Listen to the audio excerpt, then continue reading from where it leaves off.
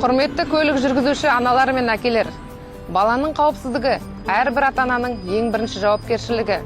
Жол көлік оқиғасы кезінде баланы қолда ұстау немесе жай ғана отырғызу оны қорғауға жеткіліксіз. Сондықтан балаларға арналған автокреслоға отырғызу заңмен міндеттеледі. Сіз өміріңіздің ең қымбаттысын алып бара жатырсыз. Сондықтан оны құтқарып қалу сіздің қолыңызда. Шақырады арман жоқ, бал бөбегім балапаным менің, аялайды алақаным менің, арайлансын атар таңың сенің, балапаным менің, балапаным менің. Ғажайып бір ертегім,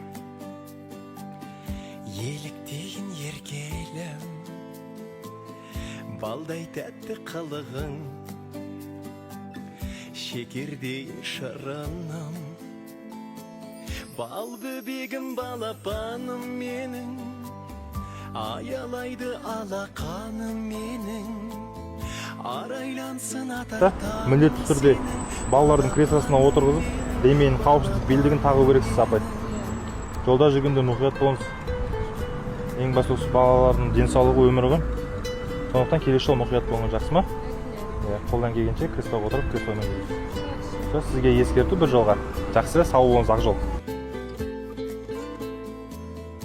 Берекесі бақыттың, шуағысың шаттықтың, шаңырақтың сәнісің, әулетімнің әнісің. Мектепке, садиктен үйге сол кезде міндетті түрде кресло болу керек негізі. Балаларды отырғызатын. Міне кресло болса, кресло салдырылыңыз. Арт жаққа отырғызыңыз. Мен тақтырып қойыңыз аға. Өйткені балалардың қауіпсіздігі бірінші орында. Кресло. Балапаным менің.